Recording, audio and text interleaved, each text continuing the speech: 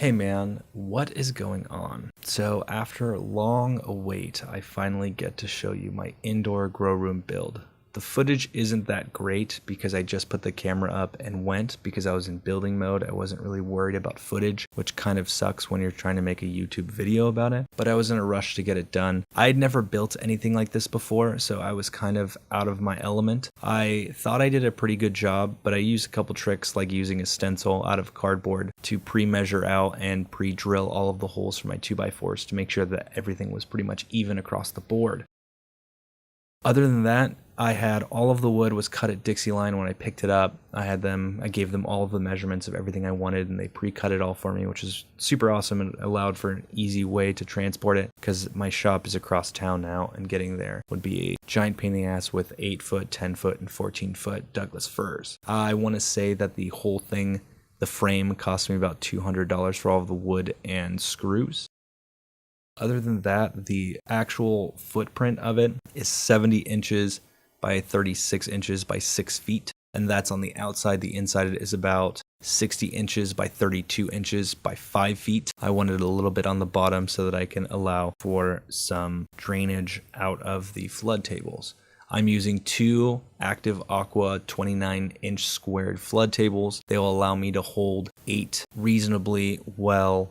I can do more, but I think 8 is pretty much the max I'm going to do, and I can do that in each one, so I can have 16 in that room, which would allow me to have 16 in my flower room also, so that I can pretty much every 30 to 35 days pull out a new run of stuff and then transfer over the 8 that are in there on one side and then have mothers on the other side. So this is just going to be my veg room.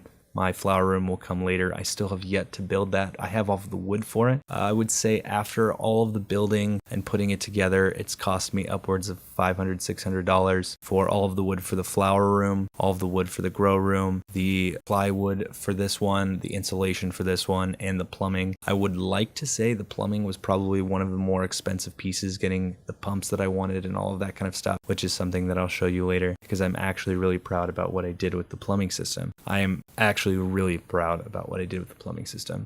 Now, the reason I even wanted to film it in the first place, even though I did a terrible job at it, was essentially because I like grow room build videos. I liked watching grow room build videos. I've always enjoyed them, and I haven't seen a few in a while.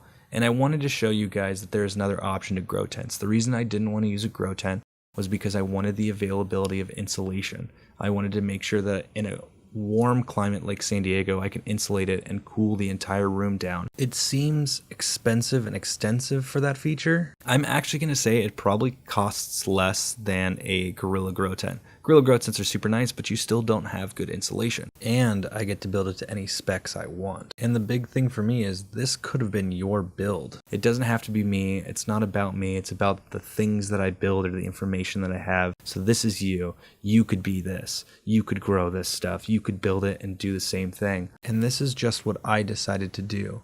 My big thing is just to inspire you guys, to give you guys ideas to do this yourself because it's more fun with a community than it is to do it on your own. And don't worry that you don't know what you're doing. There's a lot of resources and a lot of people out there that are brilliant and have a lot of information and are willing to help you. Hell, some of my ideas were absolutely terrible, but I still went with them and I thought that they worked out when I applied them in a different way. And to come up with the idea in the first place, I had just thrown everything into SketchUp and continuously revamped it until it was something that I liked and something that looked like what I was really going for. And then that's when I started to build. I took a lot of prep time. I didn't take a lot of prep time for the next steps, and you'll see that in the next video.